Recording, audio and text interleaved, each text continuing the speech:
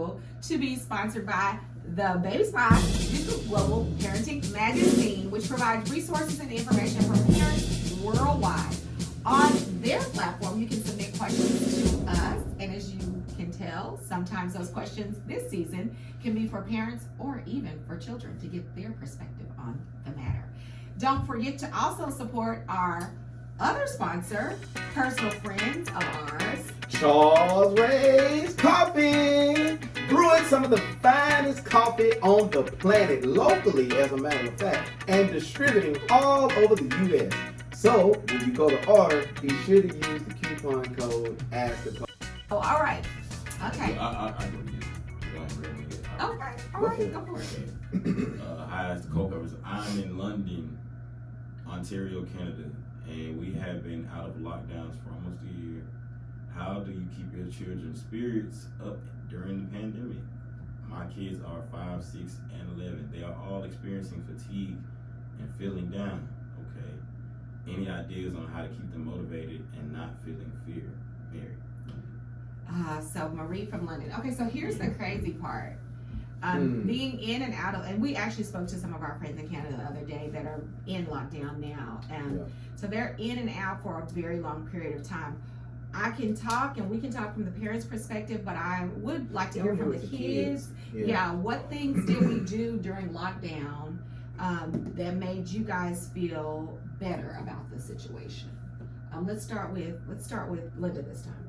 Linda, what did we do during the lockdown that you felt like was a good thing? The pandemic. Well, that's a good sign if she doesn't realize we were locked down. Remember when you couldn't go to school and we had to stay at home because of COVID? What are some of the things that you remember us doing at home that you liked? I watched TV. That's always your favorite thing. What else? Dinner. We had dinner together and we cooked. What else? We made videos in the snow. Hi, I'm Linda for Active Kids News. Today, some of my current neighbors are shoveling snow off their driveway. Some of them are doing very different ways. Shoveling, using fire. Well, let's see one of my current neighbors, what they're doing to shovel snow off their driveway. Yeah, and then you all built that time, forts. Legos. You was on the news? Lego, yeah. Sure was. Oh yeah, because you did your snow day on the news, and so you ended up making. You had lots of Barbie time. WFA. Remember? You With don't the Shara remember Parker. Mr. Shara Parker?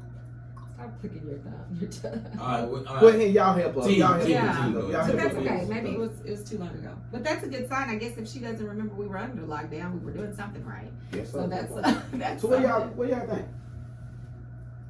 Team, you're up. Go ahead, sister. Okay. Well, I'm very independent, so lockdown is kind of really amazing to me. Being kind of in my room, so like, yeah, so being away from like basically the earth is like good to me because like I'm Like very living off the independent, grid, huh? so being on lockdown wasn't a struggle for me because I could just like FaceTime my friends and like just like be like on my own basically. But So what were some of the things you did? so I really did absolutely nothing. Was probably the best part. Like I really didn't do anything. Like I really just either stayed in my room and I was like on my phone, or I was gaming, or I was working out at home, or playing piano, or painting, or just finding something else to do. So I understood the circumstance and the situation with COVID and how everybody was kind of panicking and rushing, and not a lot of people knew the effect of it until it hit someone that was like close to them. So I mean, it's not like a how to keep them motivated. It's more of understanding, like, because you know when you have kids that are 5 and 6, they don't understand it like us do, like me and DJ, who are like teenagers and are like, you know, right. So the understanding is a lot different, but in that case, when it comes to kids that age that are in the development stage in their like brain and whatnot, finding the most basic things, it could be just having toys or having something in the TV. Not that it'll corrode their brains and it'll like keep them from knowing what's going on around them, but you kind of rather have that illusion per se Yeah, on positivity. kids that are Yeah. that young, because there are some kids that will freak out, you know, if you're like, oh, if you like really explain what it is. Too much information. Yeah. So keeping them kind of, I guess, keeping that one eye away from it and keeping their eye on one thing Yeah. for the remainder, you know, of however long y'all are on lockdown, you know. So That's That good, makes sister. sense. What do you think, DJ? Okay, my input would be so I really can't relate because I was working a lot, and then That's true. towards the end of lockdown I was marching, so I can't really relate. It's different for me because you know I'm a little older, so we working and marching in the community and doing all the other stuff like that. So yeah, that's how my lockdown went. So I love this, Daddy, because That's pretty neat. it's all, life is really all about perception, and perception's reality. So what I can tell you from a mom standpoint, and then I know Dad's gonna chime in here. So starting with DJ, from a mom standpoint, what I did with DJ was really pushed him to try new things. So during lockdown, some of what I taught him is how to use and operate my Cricut and my t-shirt making equipment. Yeah. So we spent a lot of time in my studio with him learning that, because as soon as he showed just a little bit of interest, I felt like, okay, this is something that can keep him busy. Right. And so part of what he did in preparation for some of the marches and the protests that were happening here is he was making his own apparel to wear during those events. And so I really poured into him from that standpoint. Where it came for Christine, because we know and understand she needs that isolation time. She's more introverted. What we did for her is we gave her a lot of that introversion time, but we also pulled her in too. And so Derek invested in a projector outside. And so we were doing movies on the lawn and really being intentional about having some time where we were together, but giving her a lot of that independent space. We made sure she had plenty of paint in her studio out back. As it relates to Linda, again, she's very social. She wants to interact. So we played lots of games. I think we played Monopoly 8,000 times. We played Chutes and Ladder 8 million times, like it feels like it. And yes, she had a lot of TV time, going back to what Christine said, that took her mind to this place that was happy and enjoyable for her. But she also had to do some of her workbooks and things that may not have been her favorite and play some online games. But we really did work to keep her very busy. And like Derek said, you know, we played outside a great deal.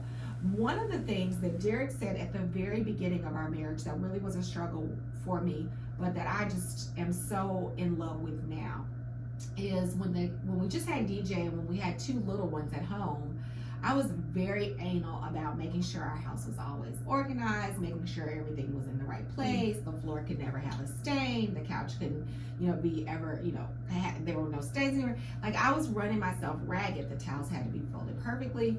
And Derek said, why do you care? Why are you so worried? And I was like, well, if our friends come, you know, I don't want us to be embarrassed. I want people to want to come to our house. And he said, you know what?